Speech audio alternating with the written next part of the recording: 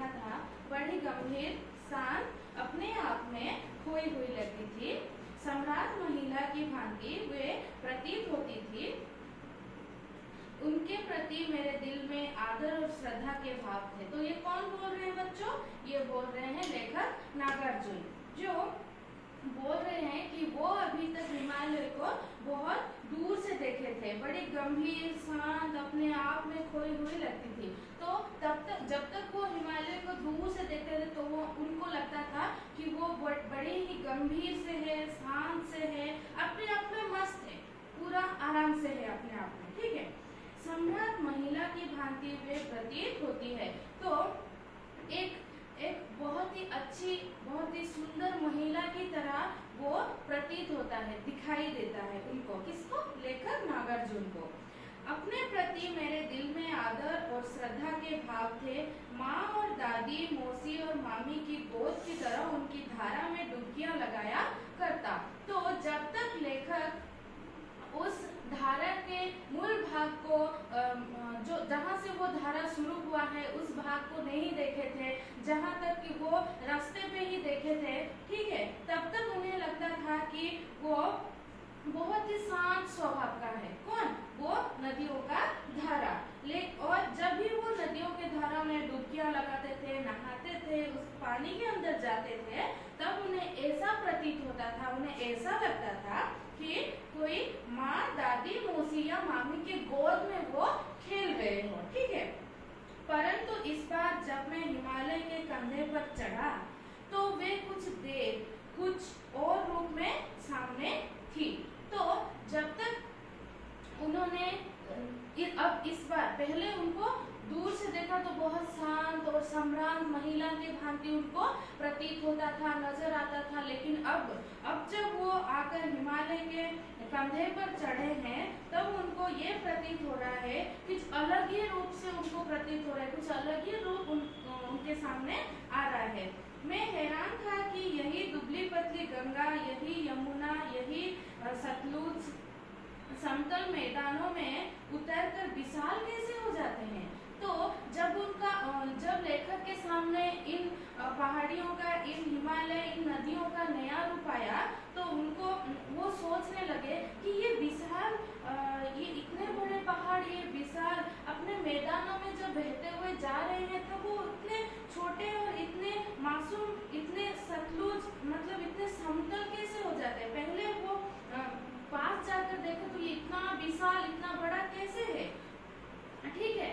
तो इनका उछलना और कूदना, खिलखिलाकर लगातार हंसते जाना, इसकी यह भावभंगी, इनका यह उल्लास कहाँ गायब हो जाता है? मैदानों में जाकर, जहाँ पर शुरुआत होता है, जहाँ से वो शुरू होते हैं, वहाँ पर खिलखिलाकर हंसना, ठीक है, विशाल होकर बहना, उछल कूद करना, ये खिलखिलाना, हंसना, ये सारे जब मैदानों पर बहते हुए जाते हैं तो वो कहाँ खो जाता है। मैं जब तक दूर से देख रहा था तो ये ऐसे नहीं थे, लेकिन जब मैं आकर इन्हें पास से देख रहा हूँ तो इसका तो रूप कुछ अलग ही है। इनकी ये भावभंगी, इनका ये उल्लास कहाँ गायब हो जाता है? मैदानों में जाकर।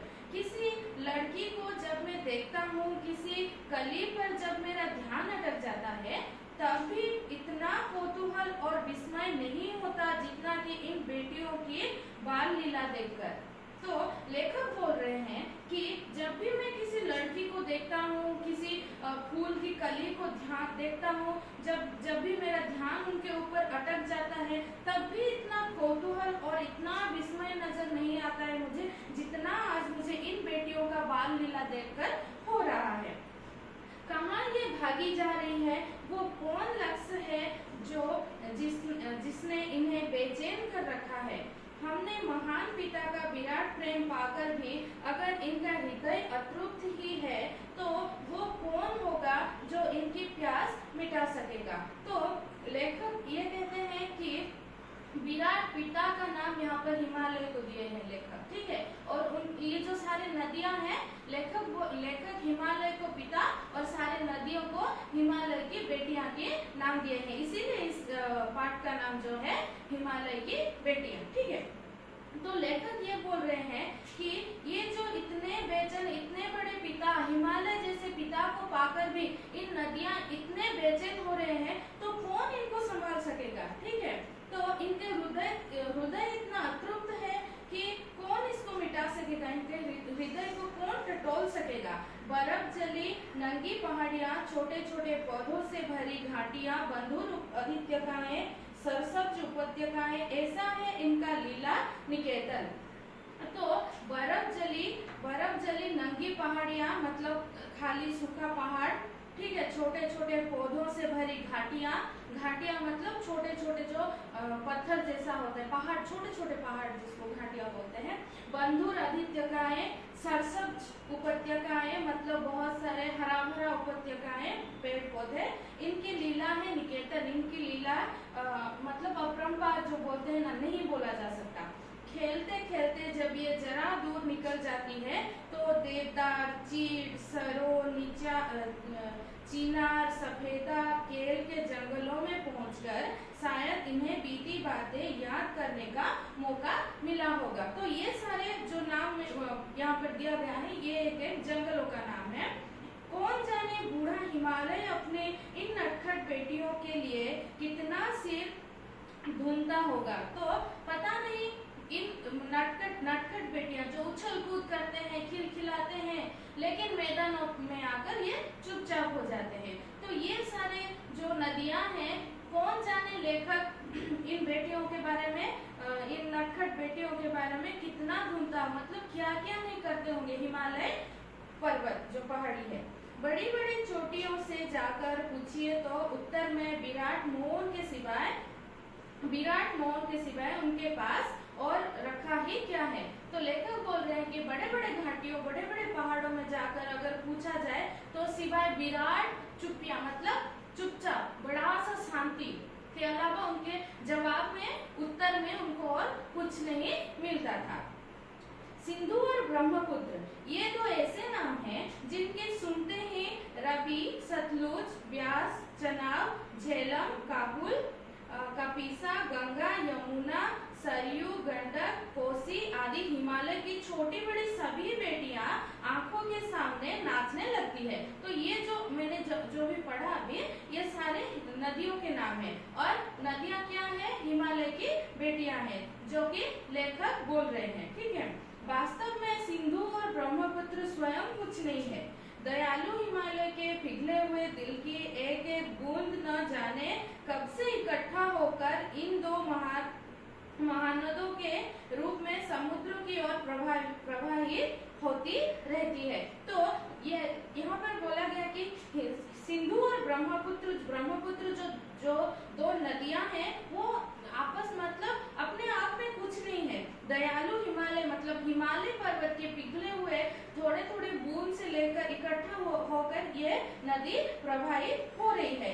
कितना सौभाग्यशाली है वो समुद्र जिसे पर्वतराज हिमालय की इन दो बेटियों का हाथ पकड़ने का श्रेय मिला। तो लेखक बोल रहे हैं कि कितना सौभाग्यशाली है वो समुद्र जिसे पर्वतराज हिमालय, इतने बड़े हिमालय की दया से और उनके बेटियों का नाम पाने का श्रेय उनको मिला, जिन्होंने मैदानों में ही इन नदियों को देखा होगा। इनके ख्याल में शायद ही ये बात आ सके कि बूढ़े हिमालय की गोद में बिच्चियां बनकर बेटियां बनकर ये कैसे खेला करती है। तो इन्होंने मैदानों में ही देखा होगा, मतलब खुद वहां पर जाकर ही देखा होगा। उनके ख्याल में शायद ही ये बात आ सके कि बूढ़े हिमालय की गोद में बेटियां, तो वो जो नदियां हैं उनके दिमाग में शायद ये बात आ सके कि बूढ़े हिमालय की गोदी में बेटियां बनकर खेलना कितने सौभाग्य की बात है। माँ बाप की गोद में नंग दड़ंग होकर खेलने वाली इन बालिकाओं का रूप पहाड़ी आदमियों के लिए आकर्षित भले ही ना हो, लेकिन मुझे तो ऐसा लुभावना प्रतीत हुआ। वो रूप की हिमालय को ससुर और समुद्र को उसका दामाद कहने में कुछ भी झिझक नहीं होती है। तो लेखक ये बोल रहे हैं कि बूढ़ा हिमालय की ये जो बेटियां हैं, जो नंग दड़ंग मतलब अपने अपने पिता के गोदी में खेलते हुए नजर आते थे, इन बालिकाओं को रूप पहाड़ी आदमियों को तो देखकर शायद कुछ अलग सा नहीं लग रहा होगा, आकर्षित नहीं लग रहा होगा, लेकिन मुझे तो बहुत आकर्षित लग रही है। और मुझे ऐसा लग रहा है कि मुझे ऐसा प्रतीत हो रहा है, मुझे ऐसा लग रहा है कि हिमालय को ससुर बनाने के लिए समुद्र को दामाद और हिमालय को ससुर बताना भी गलत नहीं होगा। ठीक है। कालिदास के विरही यक्ष ने अपने मेघदूत से कहा था, वेत्रपति बेतवा, नदी को प्रेम का प्रतिदान देते जाना, तुम्हारी वो प्रेयसी तुम्हें पाकर अवश्य ही प्रसन्न होगी। तो कालिदास के विरही यक्ष ने उन्हें मेघदूत से ये कहा था कि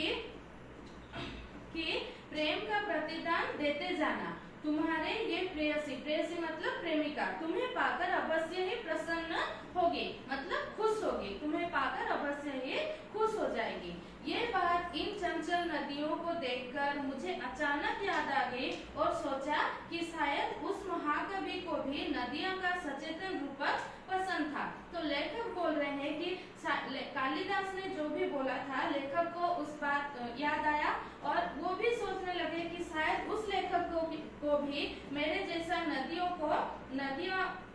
का सचेतन रूप देखना पसंद था, इसीलिए वो ऐसे लिखे हुए थे। दरअसल जो भी कोई नदियों को पहाड़ी घाटियों और समतल आंगनों के मैदानों में जुदा जुदा शक्लों में देखेगा, वो इसी नतीजे पर पहुंचेगा। दरअसल जो भी नदियां पहाड़ी घाटियां को जुदा अलग अलग होकर देखेगा, तो वो भी यही नतीजों पर पहुंचेगा, उसे भी यही प्रतीत होगा, उसे भी यही लगेगा।